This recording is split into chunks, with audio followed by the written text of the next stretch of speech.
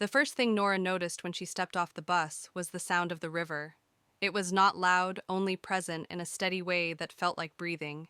She had not heard it in years. In the city, water was a thing you bought in bottles and carried up 3 flights of stairs. In this town, water was a voice that spoke from the edge of everything, polite and patient, reminding you that time was a larger animal than you were. The bus hissed and pulled away. The afternoon light lay across the street like a long blanket. The storefronts looked smaller than she remembered. The diner still had the neon sign that flickered between 2 letters so that it read DIER if you glanced too quickly.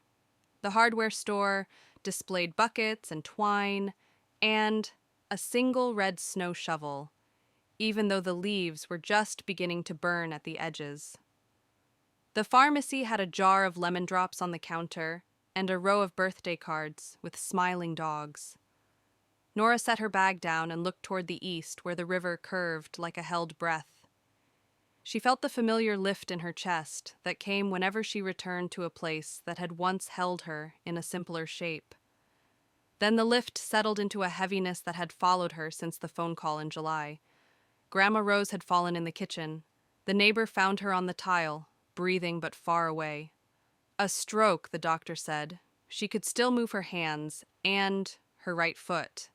But words had begun to tangle in her mouth like threads. The doctor had spoken with a kind voice about rehabilitation and patience. Then, the social worker called Nora and said several true things in a row. There is no one else to stay with her. There is no money for a home. The house is paid for, which is a blessing. There is a spare room and the porch faces the river. You are listed as her emergency contact. The words stacked themselves like a staircase. Nora stepped from one to the next because there was no other choice that felt like love. She walked now with her bag along Willow Street. The willow tree was gone.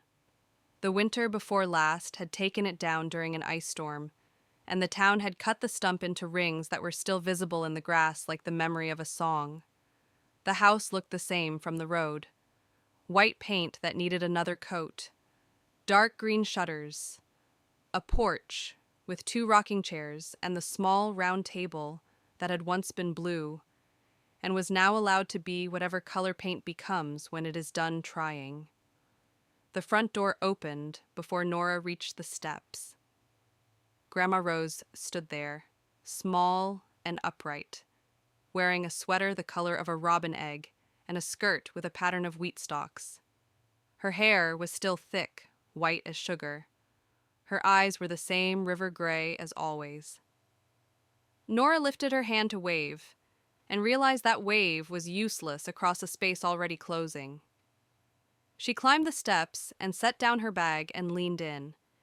They had never been a family of grand displays. Their affection had been folded into the daily fabric of things.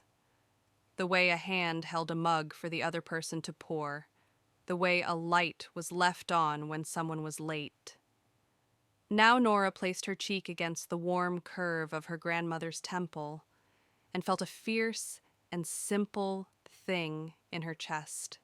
Grandma Rose said, "Hello, my girl," but the words arrived in a soft braid. Hello and my girl, and breath, and a small pause between each. She smiled in apology at her own tongue, and then waved her hand as if to brush the apology away, as if to say that love did not need perfect grammar. They sat in the kitchen. The room seemed to tilt toward the window, where the river lay like a patient animal. The clock in the hall ticked a little too loudly. The kettle took its small time to sing. Nora set out 2 mugs and the honey jar with the bare face dented on one side. She moved through the house with a memory-shaped body. The drawer held the spoons. The shelf held the tea. The hook behind the door still held the towel with the embroidered sunflowers that had faded with years of hands. "How are you feeling today?" Nora asked. The hand that had poured the water shook, and the tea bag string escaped into the cup. Grandma Rose reached for the string and laughed at her own chase. The laugh came out complete because laughter did not require the same wire as words. Fine, her grandmother said. Then she tapped the table. More good when you are in the house. She paused and gathered her words again. You made it. Thank you for coming home. Of course, Nora said, and the words sounded simple because there was no other honest way to say it. They made lists with a pencil on the back of a diner menu because that is what the house knew how to do. Therapy appointments, a plan for the porch steps that had loosened, a calendar for pills. The social worker would come on Thursday. The neighbor, Mr. Ellis, would mow the grass on Saturday, if the weather held.